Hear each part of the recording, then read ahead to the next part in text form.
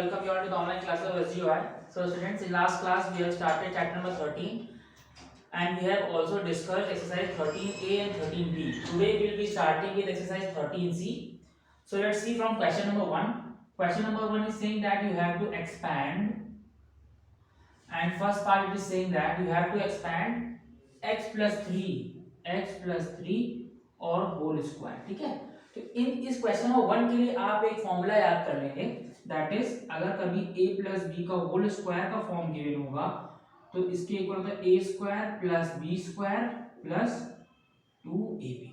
ठीक है, आप क्या सेकंड काम क्या करोगे, आप इसको इससे कंपेयर करवाओगे तो क्लियरली a की वैल्यू दिख रही है आपको x और b की वैल्यू दिख रही है 3. ठीक है, तो क्या कर दोगे आप, a स्क्वायर मतलब कि x का स्क्वायर प्लस बी स्क्वायर मतलब कि 3 का square plus 2 multiply by a का वैल्यू कितना है x और b का वैल्यू कितना है 3.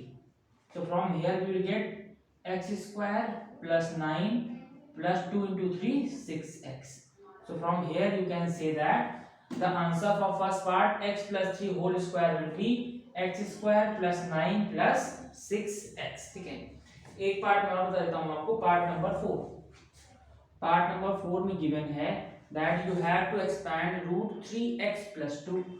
is saying you have to expand root 3x plus 2 whole square. ठीक है, फिर से आप क्या करोगे, a प्लस बी का होल स्क्वायर क्या होता है a square plus b square plus 2ab. ठीक है, इसको इससे कंपेयर करो, होल स्क्वायर a की वैल्यू लिखा है रूट 3x, तो a की वैल्यू कितनी हो जाएगी रूट 3x. b की वैल्यू लिखा है कितना 2, तो b की वैल्यू हो जाएगी 2. ठीक है, तो क्लियरली आप बोल सकते हो कि रूट 3 प्लस 2 का होल स्क्वायर की वैल्यू क्या होगी, a स्क्वायर मतलब रूट 3x का whole square plus b square मतलब कि 2 का स्क्वायर प्लस 2 इंटू a की value root 3x into b की वैल्यू 2. रूट 3x का होल स्क्वायर आप करो कितना, रूट 3 इंटू रूट 3 और x का स्क्वायर प्लस 2 का square 4 plus 2 into 4 root 3x. So from here you can say that the answer to this fourth part will be 3x square plus 4 plus 4 root 3x. Okay, चलिए now move to question number 2.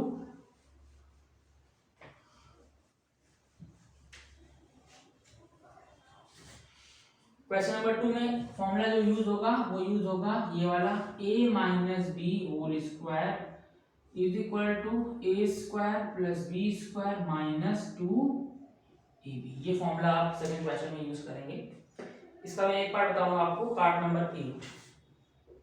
In part number 8 the question is saying 3x minus 1/3x का whole square आपको find करना है. ठीक है, इससे compare करवाओगे आप तो क्लियरली a की वैल्यू कितनी आ जाएगी 3x और b की वैल्यू कितनी आ जाएगी 1/3x. ऑन कंपेयरिंग इन दो जो है, तो ऑन कंपेयरिंग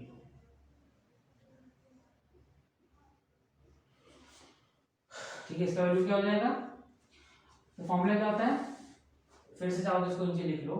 फॉर्मूला होगा a स्क्वायर मतलब कि 3x का whole square plus b square मतलब कि 1/3x का होल स्क्वायर प्लस 2ab मतलब 2 इंटू a की वैल्यू कितनी है 3x इंटू b की वैल्यू कितनी है, प्लस नहीं माइनस होगा ना, a square plus b square minus 2ab, a square plus b square minus 2, a की वैल्यू 3x और b की वैल्यू 1/3x. ठीक है, इस 3x ये 3x कैंसिल हो जाएगा. ठीक है, दिस विल बी 3 3 या 9x square plus 1/9x square plus minus कितना बचा, ये तो कैंसिल हो गया 1 हो चुका, 1 into 2 तो आंसर कितना हो जाएगा 9x square plus 1/9x square minus 2 will be the solution of this question. ठीक है, चलिए मूव करते हैं क्वेश्चन नंबर 3 में.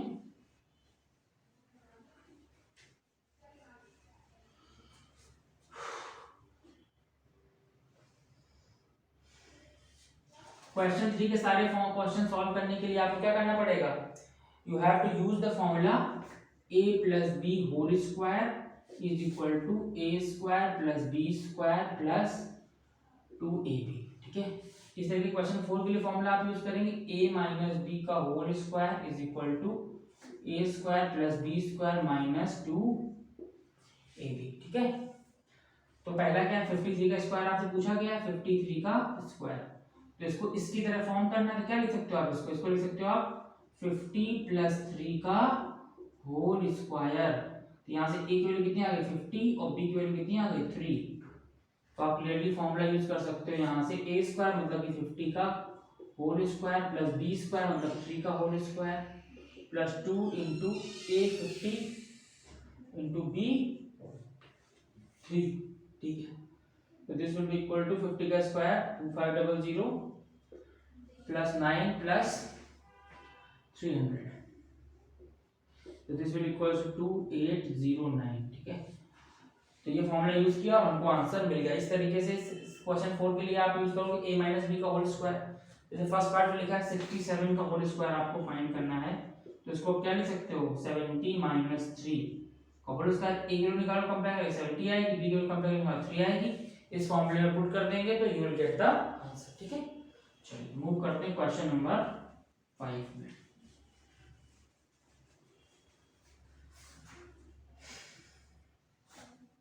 क्वेश्चन 5 कह रहा है कि if x plus 1 upon x is equal to क्या है 4।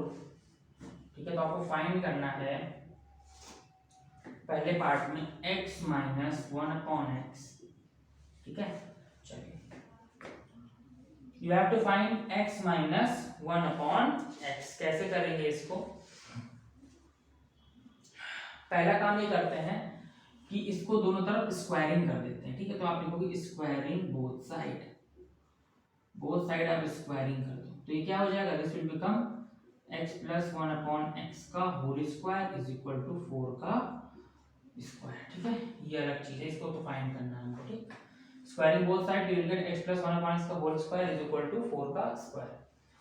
तो ये क्या बन गया a प्लस b का होल स्क्वायर क्या होता है a स्क्वायर मतलब कि x square plus b square मतलब 1 upon x square plus 2ab, 2 कितना है a कितना है x, b कितना है 1 अपॉन x। ठीक है, इज इक्वल टू 4 4 से 16, x से x कैंसिल हो जाएगा, तो यहाँ से क्लियरली मिल जाएगा आपको x square plus 1 upon x square plus 2 is equal to 16। तो आप यहाँ से क्या फाइंड कर सकते हो, यहाँ से आप फाइंड कर सकते हो x square plus 1 upon x square is equal to, ये उधर जाएगा तो 16 माइनस 2 हो जाएगा x square plus 1 upon x square is equal to 14। ठीक है, यहाँ से मैं कैलकुलेट कर ली x square plus 1 upon x square की वैल्यू जो कि 14 के इक्वल है। ठीक है, चलिए हमें फाइंड करना है x माइनस 1 अपॉन एक्स, तो हम यहाँ पे एक चीज लिखते हैं x माइनस 1 अपॉन एक्स का होल स्क्वायर। ठीक है, तो इसका होल स्क्वायर आप करोगे कितना मिलेगा x square plus 1 upon x square minus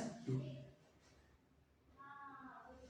ठीक है, अब आप देखो ध्यान से कि x square plus 1 upon x square की वैल्यू पहले आप निकाल चुके हो 14, तो पुट कर दो यहाँ पे x minus 1 upon x is equal to 14, यहाँ माइनस 2। ठीक है, होल स्क्वायर है यहाँ पे। ठीक है, तो 14 माइनस 2 आप करोगे तो you will get x minus 1 upon x का whole square is equal to 40 minus 2 12। हमें x square x minus 1 upon x की वैल्यू चाहिए, यहाँ पे होल स्क्वायर है, तो इसको उधर ले जाओगे क्या हो जाएगा स्क्वायर रूट हो जाएगा, तो you will get x minus 1 upon x is equal to square root of 12। ठीक है, इसको आप लिख सकते हो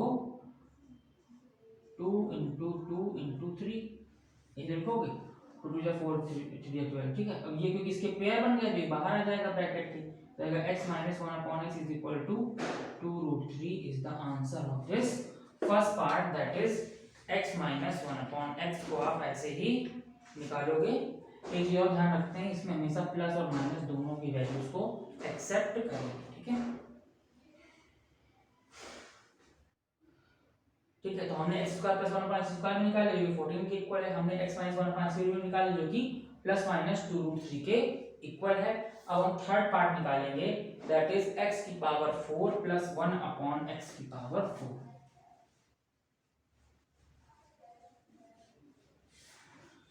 थर्ड पार्ट में आपको क्या फाइंड करना है, थर्ड पार्ट में आपको फाइंड करना है x की पावर 4 प्लस 1 अपॉन x की पावर 4 फाइंड करना है, ठीक है। तो हम जानते हैं कि इसका भी अगर होल स्क्वायर कर दिया जाए तो पावर 4 में मिलने लगेगी। करके देखते हैं हम लोग। हम करते हैं एक्स स्क्वायर प्लस 1/x² का whole square, that will give you x की पावर 4 प्लस 1/x की पावर 4 प्लस 2, ठीक है। वाई क्योंकि क्या है a प्लस b का होल स्क्वायर, तो a का स्क्वायर x की पावर 4, b का स्क्वायर मतलब 1/x की पावर 4 प्लस 2ab, 2 और a कितना x स्क्वायर और b कितना 1/x स्क्वायर, x स्क्वायर से 1/x स्क्वायर खत्म हो जाएगा तो सिर्फ 2 बचेगा यहाँ पे, ठीक है। अब हमें इसकी वैल्यू तो पहले से पता है 14 है, तो 14 यहाँ पुट करो। 14 का square is equal to x की पावर 4 प्लस 1/x की पावर 4 प्लस 2, ठीक है।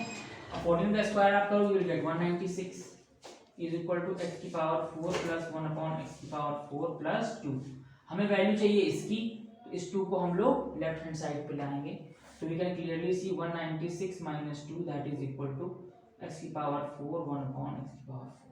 So from here we can say that x की power 4 plus 1/x की power 4 that will be equal to 194, and this is the answer of your third part of question number 5, ठीक है। Similarly आप question number 6 same है, आप अपने आप से कर लोगे, ठीक है। Now let's move to question number 7.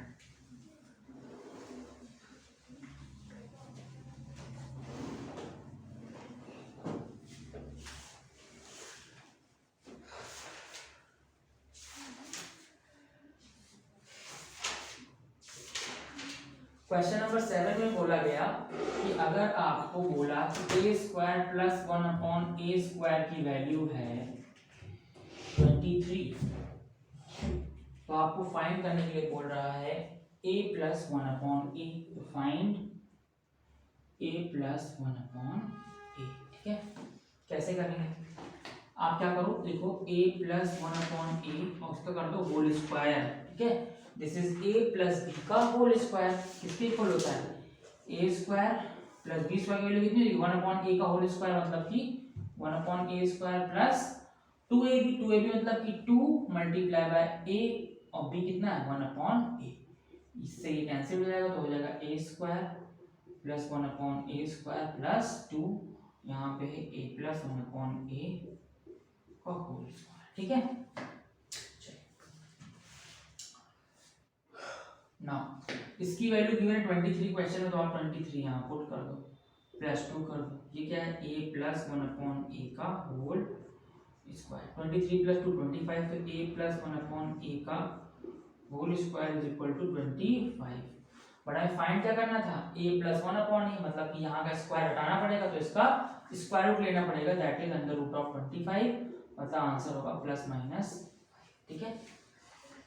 Answer would be plus minus 5।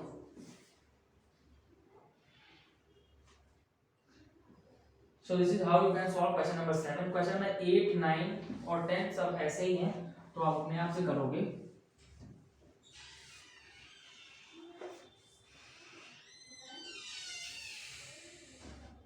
Question number 17 तक सब ऐसे ही क्वेश्चन है, तो आप यही फॉर्मूला यूज करके हर जगह ये क्वेश्चंस कर सकते हो, ठीक है।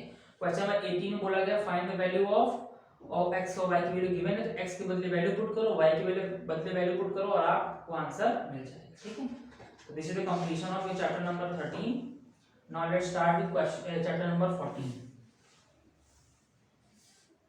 Chapter 14 is factorization.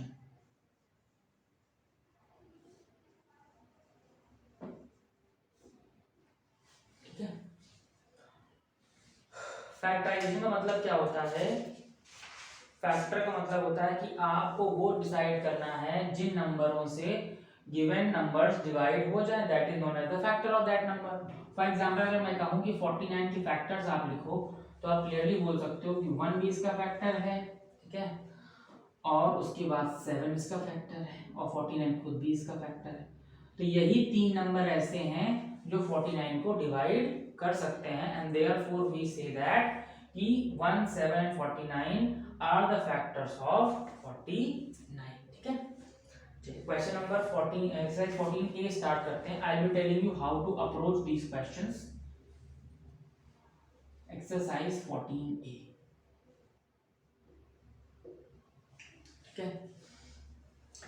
14A question number 1, it is given 6xy minus 4xz। अब आपको क्या करना है, इसको फैक्टराइज करना है। फैक्टराइज करना है तो उसका पहला स्टेप ये होगा कि दोनों टर्म्स में आपको ये देखना है कि कौन सा नंबर या कौन सा वेरिएबल दोनों में कॉमन है, या कौन से नंबर से या वेरिएबल से दोनों टर्म्स डिवाइड हो सकते हैं। ये टर्म में 2 का एक फैक्टर है और इसमें भी 2 का एक फैक्टर है। इसका मतलब है कि 2 से दोनों डिवाइड हो जाएंगे और x इसमें भी है और x इसमें भी है। इसका मतलब है कि दोनों नंबर्स में से 2x कॉमन लिया जा सकता है। कॉमन लेने का मतलब होता है कि दोनों नंबर्स को 2x से डिवाइड कर दिया जाए। विल बी राइटिंग 2x लिखा, मतलब इसको 2x से डिवाइड करोगे 2 3 जा 6 3 बचेगा, x खत्म हो चुका तो सिर्फ y बचेगा, माइनस साइन लगेगा, 2 2 जा 4 2 बचेगा, x खत्म हो चुका है और केवल z बचेगा। So from here you can say that the factorization of 6xy minus 4xz will be equal to 2x in bracket 3y minus 2z is the factorization of this question number 1। ठीक है, question number 3 देखते हैं। Question number 3, in question number 3 the question is given 4a square b minus 6ab square plus 8ab। ठीक है, अब आप देखो तीनों टर्म्स में क्या कॉमन आ सकता है। तीनों टर्म्स में 2 का एक फैक्टर है, 2 से डिवाइड होगा सब में। ab इसमें भी है, ab इसमें भी और मिनिमम ab इसमें भी है। इसका मतलब ab से भी सब में डिवाइड हो सकता है। बचे अगर 2 ab इसको डिवाइड करें तो 2 2 जा 4 2 बचेगा, एक a ये खत्म कर देगा तो सिर्फ क्या बचेगा, a बचेगा, ये b भी कैंसिल तो कुछ नहीं बचेगा। माइनस 2 3 जा 6 3 बचेगा, a से ये एलिमिनेट होगा, b बचेगा 2। नाउ प्लस 4 2 जा 8 2 बचेगा। ठीक है, उसके बाद a से डिवाइड करें कुछ भी नहीं, b से डिवाइड करें कुछ नहीं, तो ये भी केवल 2 बचेगा। तो answer will be 2ab in bracket 2a minus 3b plus 2 is the answer of this question। ठीक है, चलिए मूविंग फर्दर।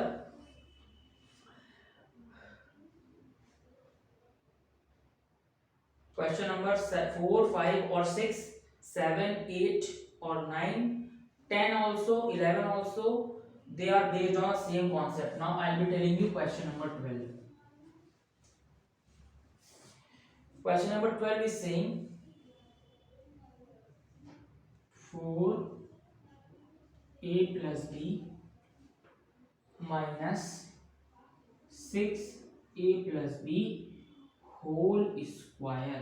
ठीक है, अब आपको थोड़ा सा ध्यान देने की जरूरत है। ठीक है, एक तो ये टर्म है पूरा और दूसरा ये टर्म है पूरा। ठीक है, अब आपको ये ध्यान देना है किस मैक्सिमम नंबर से हम इन दोनों को डिवाइड कर सकते हैं, उसी को हम बोलेंगे कि इन दोनों को HCF से हम इनको डिवाइड करेंगे ना। किससे डिवाइड करेंगे, HCF से डिवाइड करेंगे, ताकि इन दोनों में और कोई कॉमन फैक्टर ना बचे। आप देखो इस टर्म में 2 है, इस टर्म में 6 है, इसका मतलब है कि ये दोनों 2 से तो पक्का डिवाइड होंगे। ठीक है, 2 से तो पक्का डिवाइड होंगे, मतलब है कि दोनों नंबर्स को हम लोग 2 से डिवाइड कर सकते हैं, मतलब 2 कॉमन ले सकते हैं। इसमें a प्लस बी है और इसमें a प्लस बी का होल स्क्वायर है। इसका मतलब अगर a b भी कॉमन ले लें तो a b से ये भी डिवाइड हो जाएगा और a b से ये भी डिवाइड हो जाएगा।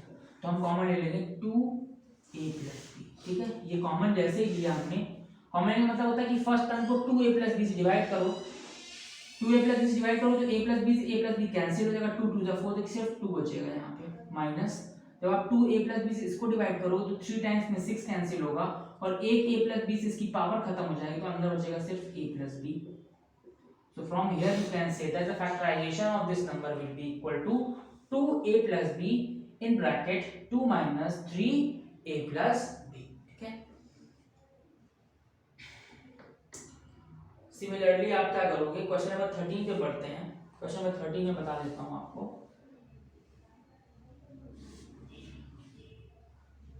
Now question number 13, it is given that 2a then bracket 3x plus 5y 3x plus 5y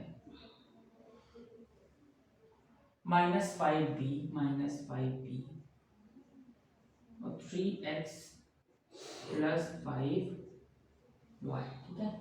तो आपके पास एक ये टर्म है पूरा और दूसरा ये टर्म है।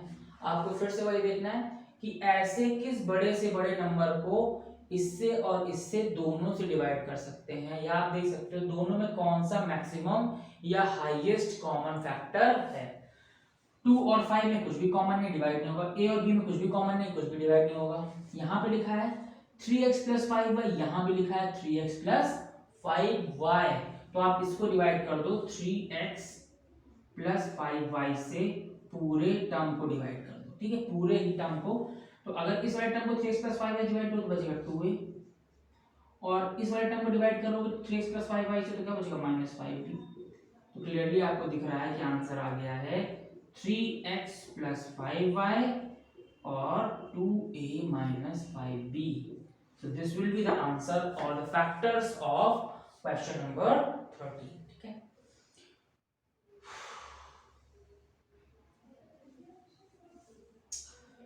तो बाकी क्वेश्चन सिर्फ ऐसे ही हैं। मैं क्वेश्चन नंबर 17 आपको और बता देता हूं, it is slightly different. Question number 17 में चलते हैं। You have to find the factors of a bracket 3x minus 2y plus b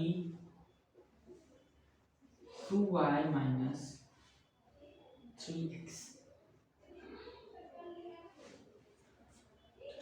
तो आप क्लियरली देख पा रहे हो कि हमें फिर से क्या करना है, एक टर्म ये है और दूसरा टर्म ये। ध्यान से इसमें देखने की जरूरत है आपको।